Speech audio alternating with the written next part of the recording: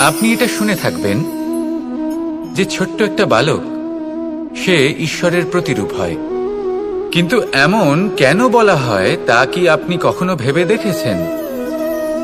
আমি আপনাকে বলছি, কোন একটা ছোট্ট বালককে দেখুন, সে কি করে? সকলকে সমান চোখে দেখে।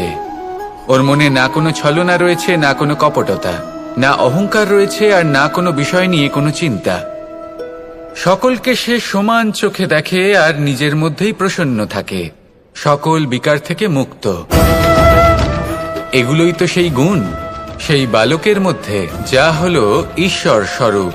এবার ভেবে দেখুন, যদি প্রত্যেকটা মানুষ এই ছোট বালকের মতো সেই সব গুণ নিজের মধ্যে জাগ্রত করে তোলে, তাহলে কি হবে? তারাও ঈশ্বর তুল্য হয়ে উঠবে। তাই আপনিও এটাই করুন, নিজের মনকে বিকার মুক্ত করুন সেই ছোট্ট বালকের মতো।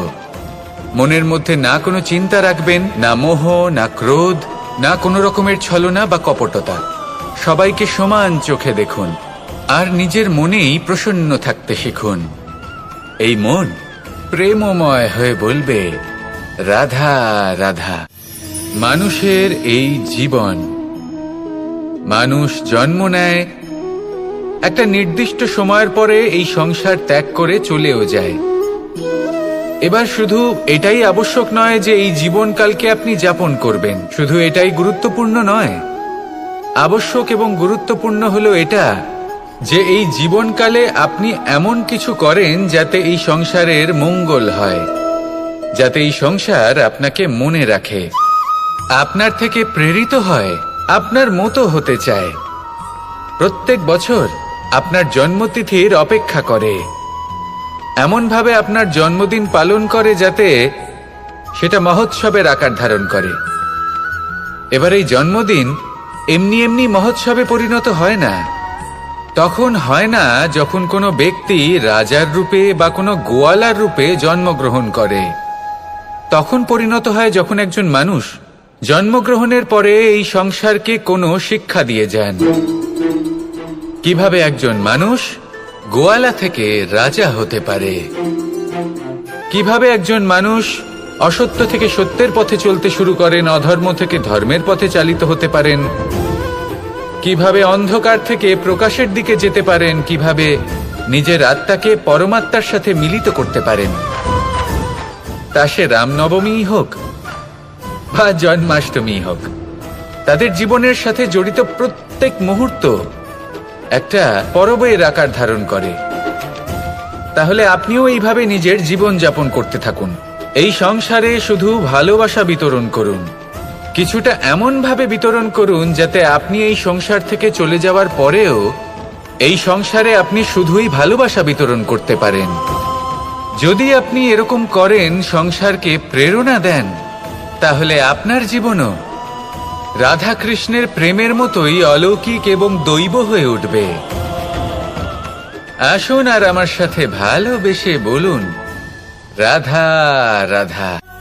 সমস্ত মানুষের জীবন কিছুটা সমান হয়। মানুষ জন্মগ্রহণ করে, তারপর চলতে শেখে, জীবনে এগিয়ে চলে, বার্ধক্য লাভ করে, তারপর সমাপ্ত হয়ে যায়। কিন্তু সেই ব্যক্তিরা কারা যারা প্রকৃত অর্থে মনুষ্য জীবন যাপন করেন? এনারা হলেন সেই ব্যক্তি যারা পড়ে গেলেও আবার উঠে দাঁড়ানোর চেষ্টা করেন, নিজের ভেঙে পড়া অস্তিত্বকে আগলে নিয়ে আবার একটা আকার দেওয়ার চেষ্টা করেন, ভগ্ন আশাকে আবার একটা নতুন দিশা দেন। অসফল হওয়ার পরেও থামেন না, আবার এগোতে থাকেন। অসফল হওয়ার পরে যদি আপনি থেমে যান, তাহলে সাফল্য আপনার সামনে অপেক্ষা করে, কিন্তু আপনি তা দেখতে পান না। তাই জীবনের সংঘর্ষে অংশগ্রহণ করতে শিখুন, জীবনের সংঘর্ষ থেকে পালাবেন না। আসুন আমার সাথে ভালোবেসে বলুন, রাধা রাধা। এই সংসারের সব থেকে বড় সুখ কি? কেউ বলবেন নিজের লক্ষ্য প্রাপ্ত করা, কেউ বলবেন ধন উপার্জন করা, কেউ বলবেন নিদ্রাই সব থেকে বড় সুখ, কেউ বলবেন রাজ্য লাভ করা, আবার কেউ বলবেন মাতার হাত থেকে খাবার খাওয়া, আদি ইত্যাদি। কিন্তু যদি সত্যি কথা বলি, এই সংসারের সব থেকে বড় সুখ হলো সেবা করা। কখনো কাউকে সেবা করে দেখুন। এই সেবা দ্বারা অন্য কোনো মানুষের আশীর্বাদ লাভ করাতেই সুখ রয়েছে। আপনার সেবা ভাব দ্বারা যখন কোনো মানুষ নিজের অন্তরাত্মা থেকে আপনাকে আশীর্বাদ করে, তার থেকে বড় সুখ আর কিছুই নেই। কারণ প্রত্যেক মানুষের মধ্যে ঈশ্বর বাস করেন। নরের সেবাই হল নারায়ণের সেবা। নিষ্কাম সেবা করাই হল সব থেকে বড় সুখ। তাই নিজের অন্তরে সেবার এই ভাব জাগ্রত করুন। যে সুখের কথা আমি বলছি, সেই সুখ অনুভব করেই দেখুন। এই মন সুপ্রসন্ন হয়ে বলবে, রাধা রাধা। জীবন কিসের উপর নির্ভরশীল? ধনের ওপর, বৈভবের ওপর, নিঃশ্বাসের ওপর? না, এই জীবন নির্ভরশীল বিশ্বাসের ওপর। বিশ্বাস নিজের ওপর, বিশ্বাস আমাদের আপনজনের ওপর। কিন্তু যখন এই বিশ্বাস ভেঙে যায়, তখন মানুষের মনও ভেঙে যায়, আর তারপর সে অন্য কিছু করতেই পারে না। তখন কি করা যেতে পারে? 3টে কাজ আছে যা আপনি করতে পারেন। প্রথম, ভালোবাসা। যাকে আপনি ভালোবাসেন, যারা আপনাকে ভালোবাসে, ভুল যারই হোক না কেন, তার কাছে ক্ষমা চাইতে কখনোই সংকোচ বোধ করবেন না। দ্বিতীয় হলো বিশ্বাস। যারা আপনাকে ভালোবাসেন, আপনাকে বিশ্বাস করেন, তাদের বিশ্বাস কখনো ভাঙবেন না। তৃতীয় হলো আশা। যারা আপনাকে ভালোবাসেন, আপনাকে বিশ্বাস করেন, তাদের আশা আপনার সাথে জড়িত। তাদের থেকে কখনো কিচ্ছু লুকোবেন না। এই 3টে কাজ করুন, আর এই জীবন সুপ্রসন্ন হয়ে বলবে, রাধা রাধা। পরিস্থিতি কখনো এটা ভালো থাকে, আবার কখনো মন্দ হয়ে যায়। কখনো এই পরিস্থিতি আমাদের পক্ষে থাকে, আর কখনো এই পরিস্থিতি অনুযায়ী আমাদের চলতে হয়। কোনো বিকল্প থাকে না। কিন্তু যখনই এই পরিস্থিতি খারাপ হয়ে যায়, তখন কি করা উচিত সেই প্রশ্ন মনে জেগে ওঠে। পরিস্থিতি যখন প্রতিকূল হয়, তখন আমরা কিছু হারালে তা হারিয়ে ফেলি, ঠিক আছে, কিন্তু যা বাকি আছে সেটা আমরা আগলে রাখতে পারি।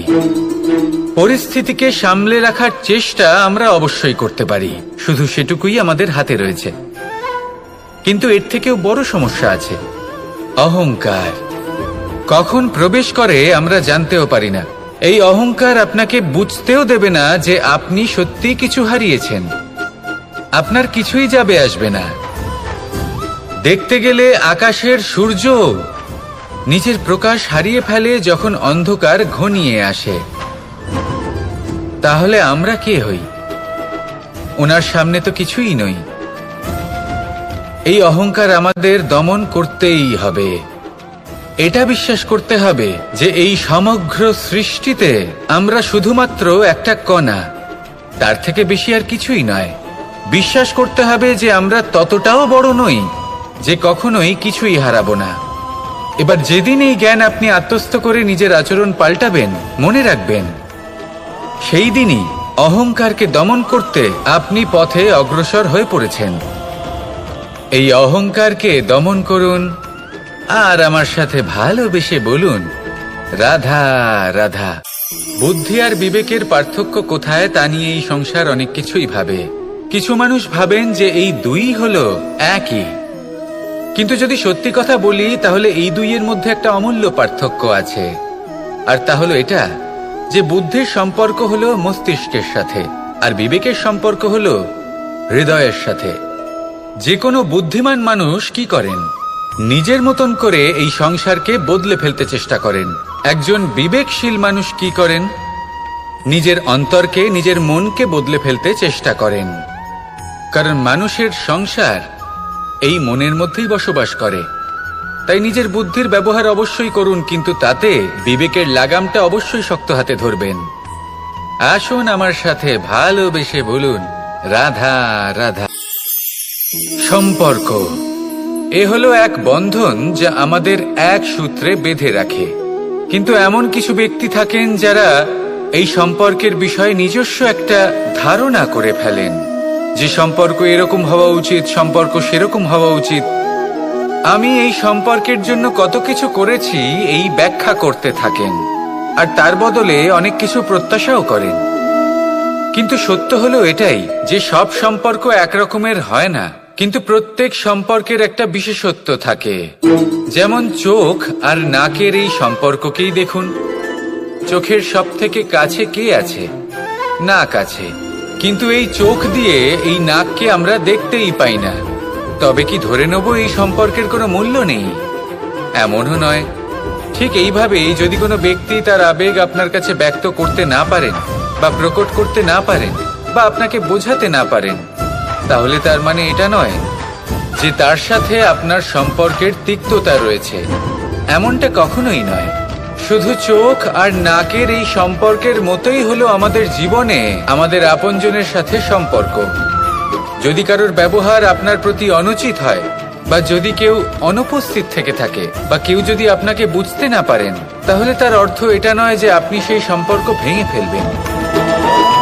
বুঝুন, আপনার জীবনে তার গুরুত্ব কোথায় আর তার জীবনে আপনার। সম্পর্ক গড়ে তুলুন, তাকে পালন করতে শিখুন, একসাথে মিলে চলুন। এই মন সুপ্রসন্ন হয়ে বলবে, রাধা রাধা। আপনি কখনো কোনো সরোবরের দিকে তাকান যার জল হলো শান্ত, স্থির। আপনি স্পষ্ট দেখতে পাবেন সেই সরোবরের তলদেশে কি রয়েছে। তাতে সাঁতরে বেড়াচ্ছে সুন্দর মাছ, চকচকে কিছু পাথর, স্বর্ণরূপী বালি, সবই আপনি দেখতে পাবেন। কিন্তু যখনই আপনি একটা ছোট্ট পাথর তুলে সেই জলে ছুঁড়ে ফেলবেন, তখন সেই জল বিচলিত হবে আর সেই স্পষ্টতা ন্যূনতম হয়ে যাবে। তারপর কিছুই স্পষ্টভাবে দেখা যাবে না। এই ঘটনা মানুষের সাথেও ঘটে। মানুষ যদি বিচলিত হয়ে পড়ে, তখন সে বুঝতে পারে না যে বর্তমানে কি হয়ে চলেছে আর ভবিষ্যতে কি করা উচিত। কিন্তু সেই মানুষ যদি শান্ত থাকেন, স্থির থাকেন, ধন্যাত্মক থাকেন, তাহলে নিশ্চিত রূপেই বুঝতে পারবেন যে বর্তমানে কি করতে হবে আর ভবিষ্যতে কি করতে হবে। তাই নিজের মধ্যে সেই স্থিরতা আনুন, সেই ধৈর্য ধরুন, নিজেকে শান্ত রাখুন আর সবার মধ্যে ভালোবাসা ছড়িয়ে দিন। এই মন প্রসন্ন হয়ে বলবে, রাধা রাধা। মানুষের জীবন বড়ই বিচিত্র হয়। যেই মুহূর্তে জন্ম নেয় একটা প্রতিস্পর্ধায় প্রবেশ করতে থাকে। মানুষ জন্ম নেয় আর প্রতিস্পর্ধা শুরু হয়ে যায় ভাই এবং বোনের মধ্যে সর্বশ্রেষ্ঠ হবার, সবার থেকে এগিয়ে থাকার। তারপরে সে যায় গুরুকুলে। নিজের বন্ধুদের মধ্যে সর্বশ্রেষ্ঠ হওয়ার প্রতিস্পর্ধা শুরু হয়। এবার সেখান থেকে বাইরে বেরিয়ে সংসার জীবনে প্রবেশ করে ধন উপার্জনের প্রতিস্পর্ধা শুরু হয়। তা সে যুদ্ধই হোক বা কলা হোক, এই প্রতিস্পর্ধা কখনোই আমাদের পিছু ছাড়ে না। তাই যদি প্রতিস্পর্ধা করতেই হয়, তাহলে আমরা মানুষকে সাহায্য করার প্রতিস্পর্ধা কেন করব না? এমন এক প্রতিস্পর্ধা যাতে যে কেউ জিতুক বা যে কেউ হারুক না কেন, লাভ সকলের হবে। সকলের মধ্যে প্রেম বিতরণ করতে থাকুন, এইভাবেই আনন্দ বিতরণ করতে থাকুন। আর আমার সাথে ভালোবেসে বলুন, রাধা রাধা। এই সংসারে বড়ই বিচিত্র এক শব্দ আছে, মূল্য। এর প্রয়োগ আমরা জীবনেও করে থাকি, আবার ব্যবসাতেও করে থাকি। একজন উদ্যোগপতি সবসময় বলেন, ব্যবসার মূল্য সবসময় উচ্চমান হওয়া উচিত, তাতে লাভ বেশি। অন্যদিকে আরেকজন ব্যক্তি যিনি পরোপকারী, যিনি ঈশ্বরের দর্শনের অভিলাষী, তিনি বলেন জীবনের মূল্য সব থেকে উচ্চমান হওয়া উচিত। অনেক সময় মানুষ কি করে থাকেন, ব্যবসার এই মূল্য তা উচ্চতার শিখরে পৌঁছানোর লোভে জীবনের মূল্য নামিয়ে ফেলেন। যেখানে এই সমগ্র সংসার প্রেমের দ্বারা চালিত হয়। প্রেমই হলো এই সংসারের আধার। এবার যদি আপনি প্রেম করতে শিখে যান, তাহলে ব্যবসাতে নিশ্চিত রূপে লাভের সাথে সাথে কীর্তি এবং যশ লাভও করতে পারবেন।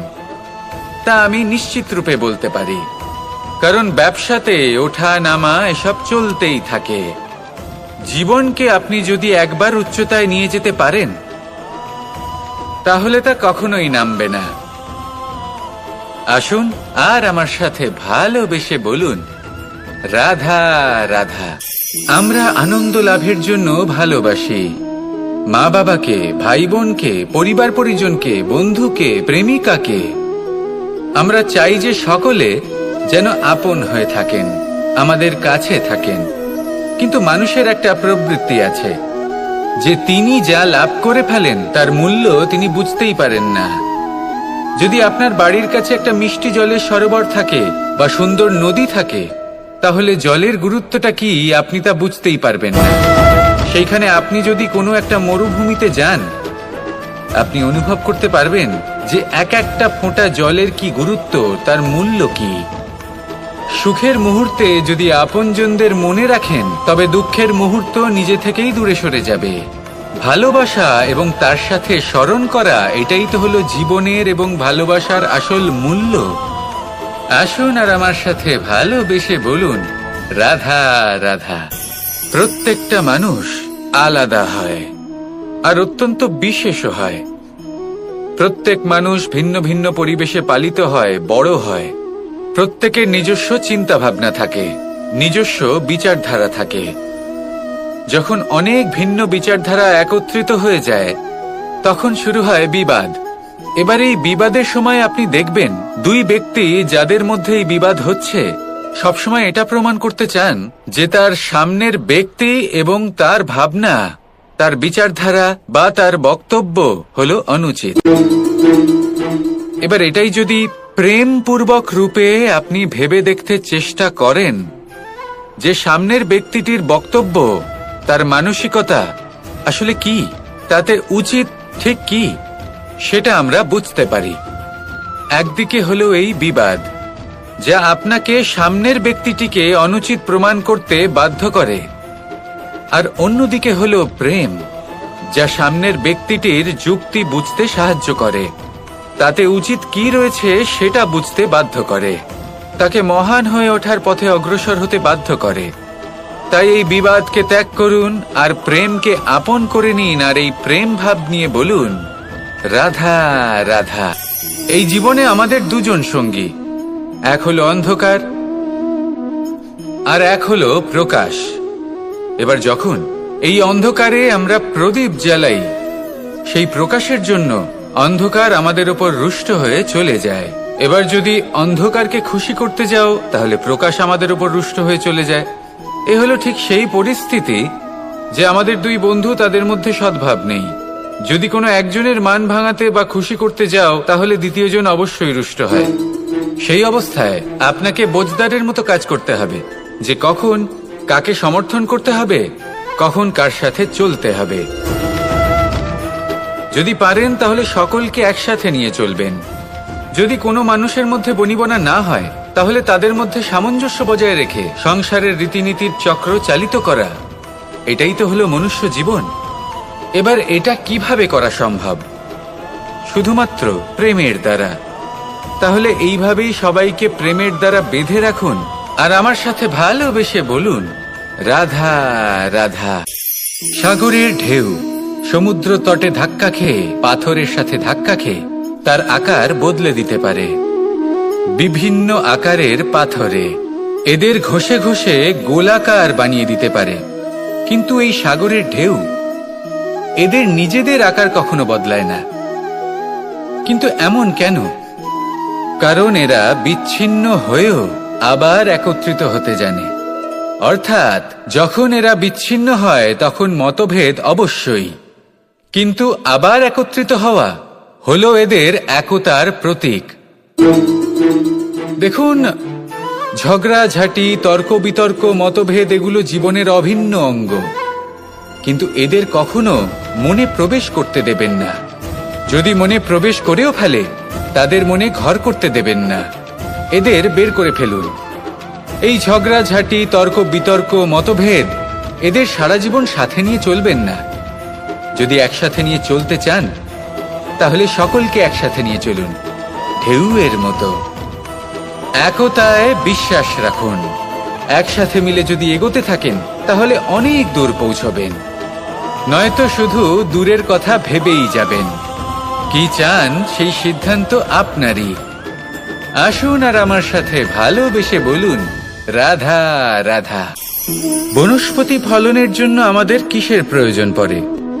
একটু ধরিত্রীর, একটু পরিশ্রমের, আর একটা বীজের। এবার যদি মানুষের কথা বলি, তাহলে এখানে ধরিত্রী হলো মানুষের এই জীবন, যেখানে মানুষ নিজের ইচ্ছের ফল ফুল ফলন করতে চায়। পরিশ্রম হলো আমাদের কর্ম, আর বীজ হলো আমাদের নির্বাচন। আমাদের বেছে নিতে হবে যে আমরা কি বপন করব, আম নাকি ফণি মনসা। এর মধ্যে আমরা কি পেতে চাই? রসালো ফলের ফলন চাই নাকি কাঁটার ফলন চাই, তা আমাদের উপর নির্ভরশীল।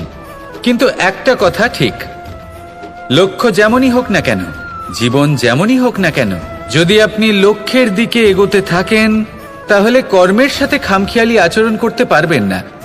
যদি আপনি এমন করেন তাহলে এটা আপনাকে একটা অনুচিত লক্ষ্যে পৌঁছে দেবে, সেটা কিন্তু নিশ্চিত। সবসময় এটা মনে রাখবেন, কর্মের সাথে খামখেয়ালি হবেন অর্থাৎ কর্মফলও আপনার সাথে খামখেয়ালি হবে। তাহলে নিষ্ঠার সাথে কর্ম করতে থাকুন আর নিজের লক্ষ্যকে প্রাপ্ত করুন। আর আমার সাথে ভালোবেসে বলুন, রাধা রাধা। এই সংসারে এমন কিছু মানুষ আছেন যাদেরকে আপনার ভালো লাগে, তারা আপনার প্রিয়। আমরা চাই ওনারা আমাদের কাছে থাকুন, আমরা ওনাদের কাছে থাকি। এবার সেই ক্ষেত্রে আমরা তাদের ভালো ভালো উপহার দেওয়ার চেষ্টা করি, কারণ ওনারা হলেন আমাদের প্রিয়। আর তার বদলে আমরা আশা করে থাকি যে ওনারা আমাদের একটু সম্মান করবেন। এবার এই মানুষজন যারা আমাদের প্রিয়, এদের আমরা একটা উপহার দিই। সোনা দিয়ে থাকি, আভূষণ দিয়ে থাকি, হিরে মুক্ত দিয়ে থাকি। কিন্তু যদি ভেবে দেখি, এই সবকিছুরই একটা মূল্য আছে। ভেবে দেখুন, আপনি কি তাদের এমন কোনো উপহার দিতে পারেন যা কিনা অমূল্য? তা এরকম উপহার কি হতে পারে? ঠিক বলেছেন আপনি, প্রেম। এই প্রেমই হলো অমূল্য, কারণ মন থেকে এর উৎপত্তি হয়। না চেয়ে পাওয়া যায় আর না ছিনিয়ে নেওয়া যায় এই ভালোবাসা। ঠিক এইরকমই হয় এই সম্মান। যদি সম্মান করো তাহলে মন থেকে এবং ভালোবেসে করো, ভয় পেয়ে নয়। মনে রাখবেন, যে মাথা ভয়ের দ্বারা নত হয়, বিরোধিতাও প্রথমে সেই করে থাকে।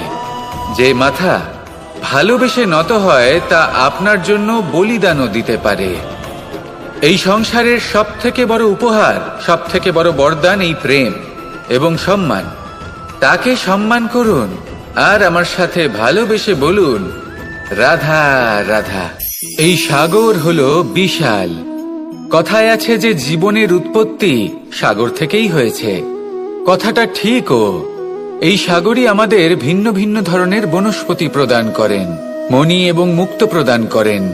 আমরা কতটা তুচ্ছ সেই বিষয়ে আমাদের উপলব্ধি ঘটান, আমাদের প্রেরণা প্রদান করেন, যাতে আমরাও সাগরের মতো বিশাল হয়ে উঠতে পারি। এই সাগরের অনেকগুলো গুণ আছে যা আমরা শিখতে পারি। আজ আমি কথা বলবো একটা বিশেষ গুণের বিষয়। বেশিরভাগ মানুষ মালিন্য, নোংরা পদার্থ, নোংরা বস্তু, অপদ্রব্য এই সাগরে ভাসিয়ে দেন। কিন্তু সাগর এই পদার্থ নিজের মধ্যে একত্রিত করে রাখেন না, এই সব নিজের ভেতর থেকে বাইরে বের করে দেন। এ হলো অত্যন্ত শ্রেষ্ঠ একটা গুণ। কিন্তু এই কাজকেও সার্থক করার জন্য সাগরেরও একটা তটের প্রয়োজন পড়ে, যেখানে সাগর এই সব বস্তু বাইরে বের করে ফেলতে পারে। আর মানুষও ভিন্ন কিছু নন। দেখুন, মানুষেরও তো একটা তটের প্রয়োজন পড়ে। এই তট, তিনি হয়তো আমাদের গুরু হতে পারেন, আমাদের মা বাবা হতে পারেন, ভাই বা মিত্র হতে পারেন, বা হয়তো সেই সমস্যাগুলি যার থেকে আমরা দূরে পালিয়ে যাচ্ছি। কারণ যখন আপনি এই সমস্যাগুলির সম্মুখীন হবেন, শেষ পর্যন্ত আপনি শিক্ষাই পাবেন। সব থেকে বেশি গুরুত্বপূর্ণ এই মনকে পবিত্র রাখা। আর তার জন্য একটাই উপায় আছে, এই মন তার মন্থন করা। যদি এই মনের মন্থন করেন তাহলে পূর্ণরূপে পবিত্র হবেন। আর এই মন, আপনি তো জানেনই, প্রসন্ন হয়ে বলবে, রাধা রাধা। সাফল্যের বাস্তব অর্থ কি? নিজের লক্ষ্যে দৃষ্টিবদ্ধ হয়ে থাকা, প্রতিদিন তার জন্য কর্ম করা, দৃঢ় নিষ্ঠার সাথে উত্থান পতনের সামনে এগোতে থাকা, আর নিজের লক্ষ্য প্রাপ্ত করা, এটাই কি সাফল্য? যদি আপনার কোনো বস্তু লাভ করতে হয়, কোনো শক্তি লাভ করতে হয়, বা কোনো স্থান লাভ করতে হয়, তাহলে তার জন্য এসব ঠিক আছে, কিন্তু বাস্তবে সাফল্য এটা নয়। আপনার কাছে থাকা কোনো বস্তু, শক্তি বা স্থান আপনি কিভাবে ব্যবহার করবেন তা আপনার উপর নির্ভরশীল। যদি তার সঠিক ব্যবহার আপনাকে করতে হয়, তাহলে উচিত সময় এবং উচিত স্থানে আপনাকে থাকতেই হবে। একে নিয়তিও বলা হয়। এবার ধরুন, এমন কোনো গ্রন্থ আছে যা জ্ঞানের দ্বারা ভরপুর, এমন জ্ঞান যার দ্বারা জীবন বদলে দেওয়া সম্ভব। এবার এই গ্রন্থ যদি এমন কোনো ব্যক্তির হাতে পৌঁছয় যিনি নিরক্ষর, তিনি কি এই গ্রন্থের সদ্ব্যবহার করতে পারবেন? কখনোই নয়। সেই জ্ঞান দিয়ে নিজের আচরণ পাল্টাতে পারবেন? কখনোই নয়। সেরকমই ধরুন, কোনো ব্যক্তি যার কাছে একটা অস্ত্র আছে যার দ্বারা উনি শত্রুকে শেষ করে দিতে পারেন, কিন্তু সেই ব্যক্তি হলেন একজন কাপুরুষ। তিনি কি শত্রুকে শেষ করতে পারবেন? তিনি কি জয়লাভ করতে পারবেন? কখনোই নয়। আপনার কাছে কি আছে তার থেকেও বেশি গুরুত্বপূর্ণ আপনি তা দিয়ে কি করবেন। উচিত ব্যক্তির সাথে উচিত সময় উচিত স্থানে থাকা বেশি গুরুত্বপূর্ণ। নিজের গুণের সাথে, নিজের শক্তির সাথে, নিজের জ্ঞানের সাথে উচিত সময় উচিত স্থানে অন্যের যন্ত্রণাকে দূর করা, অন্যের জীবনকে আরো সুন্দর করে তোলা, এটাই হলো সাফল্য। তাহলে সাফল্যের বাস্তব অর্থ বুঝুন, অর্থাৎ নিজেকে আরো প্রসন্ন রাখুন। আর আমার সাথে ভালোবেসে বলুন, রাধা রাধা। প্রারম্ভ শূন্যের দ্বারা হয়ে থাকে, তা সে ব্রহ্মাণ্ডই হোক, পৃথিবীই হোক, আদি ইত্যাদিই হোক। সবাই নিজের অস্তিত্ব শূন্য থেকে লাভ করে। এই শূন্য যার নিজের কোনো অস্তিত্ব নেই, কিন্তু সে সকলকে অস্তিত্ব দান করে থাকে। আমাদের এই শূন্যের মতো হতে হবে। যে আমাদের সাথে যুক্ত হবে তাদের অস্তিত্ব অনেক বেশি প্রখর হবে, বিশাল হবে, শ্রেষ্ঠ হবে। কিন্তু যেই আমরা তাদের থেকে দূরে যাব, তারা আমাদের উপস্থিতির আভাস পাবে, আমাদের গুরুত্ব বুঝতে পারবে। শূন্যই হলো সূত্রপাত, শূন্যই হলো সমাপ্তি। শূন্যকে কেউ যতই ছোট মনে করুক, কিন্তু এই শূন্য অত্যন্ত গুরুত্বপূর্ণ। তাই এই শূন্যের মতো হয়ে উঠুন আর আমার সাথে ভালোবেসে বলুন, রাধা রাধা। এই সংসারের সব থেকে গুরুত্বপূর্ণ তত্ত্ব কোনটা? প্রথম হলো সময়। জন্ম থেকে মৃত্যু পর্যন্ত এই যে সময়, এটাই তো হলো জীবন। দ্বিতীয় হলো জীবন, যাতে আমরা সময়ের সদ্ব্যবহার করি, শ্রেষ্ঠ থেকে শ্রেষ্ঠতর কাজ করার চেষ্টা করি। বহু বছরের এই পরম্পরা, এই সংস্কৃতিকে এগিয়ে নিয়ে যাওয়ার চেষ্টা করি। এই সংসারে আমরা অংশগ্রহণ করতে চেষ্টা করি। তৃতীয় হলো ধন, সেই ধন যা প্রত্যেক ব্যক্তি অর্জন করতে চেষ্টা করেন। এবার এই তিনটি তত্ত্বের মধ্যে একটা সামঞ্জস্য আছে, সমান ব্যাপার আছে। সে ধনই হোক বা সময় হোক বা হোক জীবন।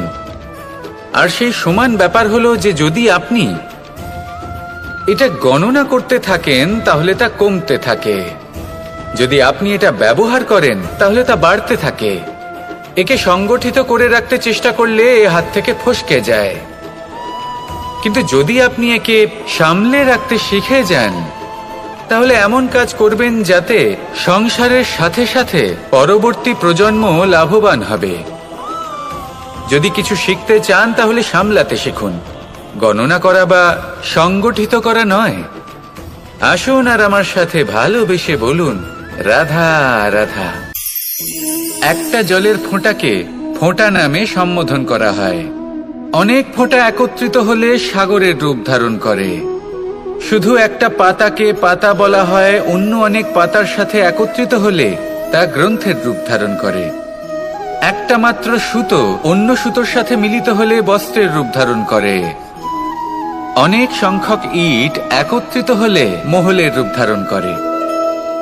সৈন্যরা একত্রিত হলে সৈন্যদল তৈরি হতে পারে। এটা হলো শক্তি সংগঠনের, এটাই হলো শক্তি একতার। তা সে বনস্পতি হোক বা কোনো ব্যক্তিই হোক, কোনো মনোভাবই হোক, যদি একা থাকে তাহলে দুর্বল হয়ে পড়বে। যদি সংগঠিত থাকে তাহলে শক্তিও বাড়বে আর আপনাকে সামনে এগিয়েও নিয়ে যাবে। তাই এই একতায় বিশ্বাস রাখুন আর আমার সাথে ভালোবেসে বলুন, রাধা রাধা। দুরকমের প্রাকৃতিক বেগ থাকে। প্রথম হলো বর্ষা। যখন এর বর্ষণ হয় তখন মাটিকে শীতল করে নতুন ফসল ফলায়। আর দ্বিতীয় হয় পবন, যা আমাদের সর্বদা শ্বাসবায়ু প্রদান করে। অশান্ত এই মনকে শান্তি প্রদান করে, এই ক্লান্ত শরীরে স্ফূর্তি প্রদান করে। আমাদের জীবনে যত আবেগ আছে তা হয় বর্ষার মতো হওয়া উচিত, নয় হওয়া উচিত পবনের মতো। ক্রোধ, মতভেদ, বিবাদ এগুলো হওয়া উচিত বর্ষার মতো। অর্থাৎ কিছু সময় পরে যেন এরা নিজে থেকেই ছিন্ন ভিন্ন হয়ে চলে যায়। আর যদি পবনের মতো কোনো আবেগ থাকা উচিত তা হলো প্রেম, যা সর্বদা শ্বাসবায়ু প্রদান করে, সবসময় সাথে থাকে।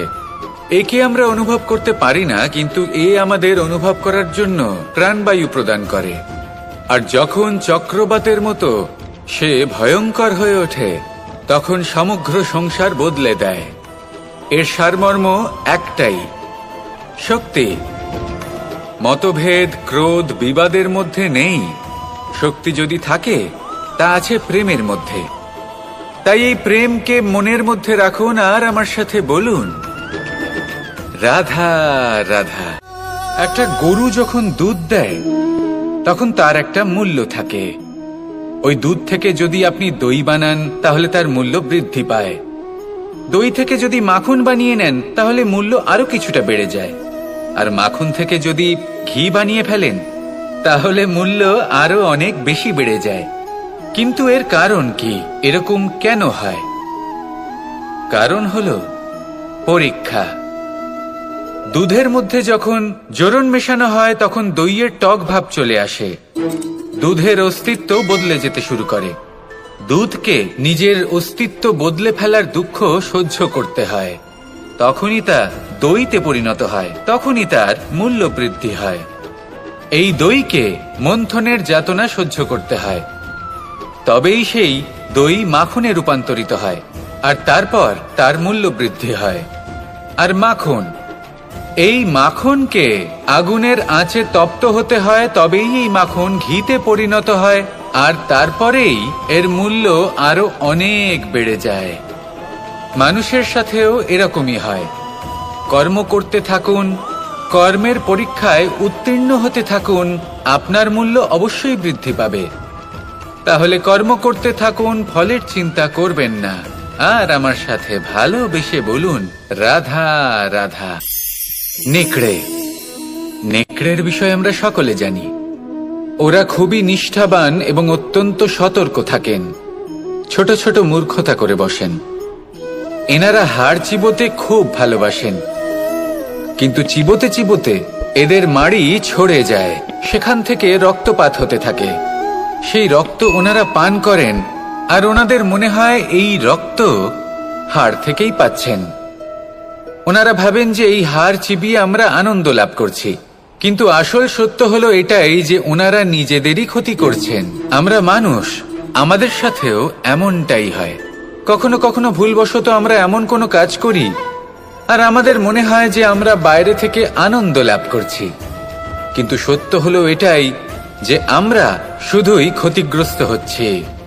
এটা হলো খুব বড় একটা শিক্ষা যা আমাদের শেখা উচিত। তা হলো এটা যে আমাদের বোঝা উচিত যে কখন আমরা লাভবান হচ্ছি আর কখন ক্ষতিটাকেই লাভ বলে মনে করছি। এই শিক্ষা যদি আপনি প্রাপ্ত করতে পারেন তাহলে এই সংসারে আপনার থেকে বেশি প্রসন্ন আর কেউ থাকবেন না। তাহলে আসুন আর আমার সাথে ভালোবেসে বলুন রাধা রাধা। যা বাধা দেয় তা হলো অবরোধ, যা এগিয়ে নিয়ে যায় তা হলো বিকাশ, আর যা ভাগ করে দেয় তা হলো গুণ। আপনি সবাইকে আনন্দ দিন, তার বদলে আপনিও আনন্দ পাবেন। আপনি সবার মধ্যে প্রেম ছড়ান, আপনিও তার বদলে প্রেমই পাবেন। এই দেখুন না, মেঘেদের দেখুন। এই যে মেঘ, এই মেঘের গুণ এইটা নয় যে এরা জল সংগ্রহ করে রাখে। এদের গুণ হলো এটাই যে এই মেঘ সকলের মধ্যে জল ভাগ করে দেয়। ধরিত্রীর এবং জগতের তৃষ্ণা নিবারণ হয়। সূর্য, সূর্যের গুণ এইটা নয় যে সে সব থেকে বেশি তেজস্বী। তার গুণ হলো এটাই যে সে নিজের তেজ সবার মধ্যে ভাগ করে দিতে পারে। ঠিক সেইভাবেই জীবনে আনন্দ, উল্লাস, প্রেম এই সব কিছুই ভাগ করে নিতে শিখুন। এটাই হলো একটা গুণ। আর তার বদলে আপনি দ্বিগুণ আনন্দ, দ্বিগুণ উল্লাস, দ্বিগুণ প্রেম অবশ্যই পাবেন। যদি আপনি এই সবকিছু নিজের কাছেই জমিয়ে রাখেন, তাহলে আপনি নিজের বিকাশে নিজেই বাধা দেবেন। আসুন আর আমার সাথে ভালোবেসে বলুন, রাধা রাধা। আপনি কখনো মাখনের হাঁড়ি ভেঙেছেন? কত আনন্দ পাওয়া যায়। এই মাখনের হাঁড়ি ভাঙলে পুরো মাখন আমাদের গায়ে এসে পড়ে আর মন উচ্ছ্বসিত হয়ে ওঠে। কিন্তু তার জন্য বালগোপালদের কত চেষ্টা করতে হয় সেটা কখনো ভেবে দেখেছেন? প্রথমে বড়ই পরিশ্রম করে একের ওপর এক সাবধানে ওপরে চড়তে হয়। তারপরে ভারসাম্য বজায় রাখতে হয়, পড়ে গেলে হবে না। তারপর এই হাতের দ্বারা সেই মাখনের হাঁড়ি ভাঙতে হয়, তখন মাখন পড়ে। এবার এরকমই কিছু আমাদের জীবনে আমাদের সাথেও হয়। এবার আপনি বলবেন যে মাখনের হাঁড়ি ভাঙার এই প্রক্রিয়া, তার সাথে জীবনের কি সম্পর্ক থাকতে পারে? আসলে আমাদের মনের মাঝেও একটা হাঁড়ি রয়েছে, অহংকারের হাঁড়ি। আর এই অহংকারের হাঁড়ি যখন ভেঙে যায়, তখন প্রসন্ন হবার আনন্দ চতুর্দিকে ছড়িয়ে পড়ে। এই মন, এই আত্মা, এই দুই প্রসন্ন হয়ে যায়। কিন্তু তার জন্য আপনাদেরকেও বালগোপালের মতো চেষ্টা করে যেতেই হবে, ভারসাম্য বজায় রাখতেই হবে মনের মাঝে এবং এই বুদ্ধিতে, ভালো এবং মন্দের মধ্যে, লোভ এবং পরমার্থের মধ্যে। আর তারপর নিজে হাতে অহংকারের এই হাঁড়ি ভেঙে দিতে হয়। দেখুন, যদি ঈশ্বরের সঙ্গ লাভ করতে চান, তাহলে অহংকারের এই হাঁড়ি ভাঙতেই হবে। আসুন আর আমার সাথে ভালোবেসে বলুন, রাধা রাধা। এই সংসারে আমরা প্রকাশ কোথা থেকে পাই? এর উত্তর বড়ই সরল। ভোরে যখন সূর্যোদয় হয়, তখন প্রকাশের কিরণ আমাদের ঘরে এসে পৌঁছয়। এইভাবেই আমরা প্রকাশ লাভ করি। এবার এই প্রকাশের আলোতেই আমরা সারাদিনের কাজ সম্পন্ন করি। সন্ধে হয়ে যায়, সূর্যাস্তও হয়ে যায়। আর আমাদের ঘর যাতে অন্ধকার না হয়, তার জন্য আমরা একটা প্রদীপ প্রজ্বলিত করি। এটাই ঘটে আমাদের জীবনেও। এবার প্রবাহমান আয়ুর সাথে আমরা আমাদের অন্তরে যদি একটা প্রদীপ প্রজ্বলিত করে নিই, তাহলে বিষয়টাই অন্যরকম হবে। এবার আপনি বলবেন, কোন প্রকাশের কথা বলছি যা আমাদের অন্তরে জাগ্রত করা সম্ভব? আমাদের আত্মার মাঝে প্রেমের প্রকাশ জাগ্রত করার কথা বলছি। কারণ আমাদের এই জীবন, এও হলো দিনের আলোর মতো। আজ প্রকাশ আছে, কিন্তু কোনোদিন অবশ্যই অস্ত হবে। কিন্তু অস্ত হবার আগে যদি আমরা আমাদের আত্মার মাঝে প্রেমের এই প্রকাশ উজ্জ্বলিত করে নিই, তাহলে আমাদের সন্ধ্যাকালও আমরা আনন্দে এবং প্রেমে যাপন করব। তাহলে আসুন আর আমার সাথে ভালোবেসে বলুন, রাধা রাধা। কিছু মানুষ বড়ই বিচিত্র হন, এমনভাবে জীবনযাপন করেন যেন তাদের কোনোদিন মৃত্যুই হবে না। নিজেদের অহংকারের বশে একটা কথা ভুলে যান, যে যতই তারা নিঃশ্বাস নিচ্ছেন, যতই তারা জীবনযাপন করছেন, ততই তারা মৃত্যুর দিকে এগিয়ে চলেছেন। কারণ আমাদের এই জীবন তার নিঃশ্বাসের ওপর নির্ভরশীল। নিঃশ্বাস চলছে মানে জীবন চলছে। নিঃশ্বাস যদি থেমে যায়, তাহলে জীবনও থেমে যাবে। আমাদের জীবনের প্রদীপ যে কোনো মুহূর্তে নিভে যেতে পারে। আর কত সময় বাকি রয়েছে সেই বিষয়ে আমাদের কোনো ধারণাই নেই। তাই যে মুহূর্ত আমরা এখন যাপন করছি, সেটার সদ্ব্যবহার করে নেওয়া যাক, কোনো শুভ কর্ম করে নেওয়া যাক। এমন কোনো কর্ম যার দ্বারা আমাদের ব্যক্তিত্বতে এমন এক চমক আসে যে আমাদের মৃত্যুর পরেও এই সংসার আমাদের চিরস্মরণীয় করে। কারণ একটা কথা ঠিক, মৃত্যু হলো একটা অটল সত্য। তাকে মেনে নিতেই হবে, স্মরণীয় করে রাখতেই হবে। যে সময় আছে তার সদ্ব্যবহার করুন আর আমার সাথে ভালোবেসে বলুন, রাধা রাধা। মুঠো হাতের শক্তি বেশি, মুঠো খুললেই তা দুর্বল। তা এমন কি থাকা উচিত এই বন্ধ মুঠোয় যা লাখের সমান? মানসিকতা। এবং স্বপ্ন। মানুষ জন্মগ্রহণ করে, তার মানসিকতা সময়ের সাথে উন্নত হয়, মানসিকতা অনুযায়ী সে স্বপ্ন দেখে, আর সেই স্বপ্ন সার্থক করতে সে পরিশ্রম করতে থাকে। কিন্তু খুব গুরুত্বপূর্ণ একটা কথা আছে যা আপনার মনে রাখা উচিত। আপনার এই মানসিকতা, আপনার এই স্বপ্ন, তা যেন আপনার নিয়ন্ত্রণে থাকে। আপনার বন্ধ মুঠোয় যেন এর লাগাম থাকে, আপনি যেন এর প্রভু হন। যদি তা হয় তবেই আপনি লাভবান হবেন। যদি এরা আপনাকে নিয়ন্ত্রণ করতে থাকে, যদি আপনার মুঠো খুলে যায়, না পথ আপনার নিয়ন্ত্রণে থাকবে, না মানসিকতা থাকবে, না স্বপ্ন নিয়ন্ত্রণে থাকবে। আর যদি তাই হয় তাহলে আপনি আপনার ভবিষ্যৎ নষ্ট করে ফেলবেন। তাই নিয়ন্ত্রণ করতে শিখুন নিজের বিচার বুদ্ধি, নিজের মানসিকতা, নিজের স্বপ্নকে। নিজের এই স্বপ্ন পূরণ করুন আর আমার সাথে ভালোবেসে বলুন, রাধা রাধা।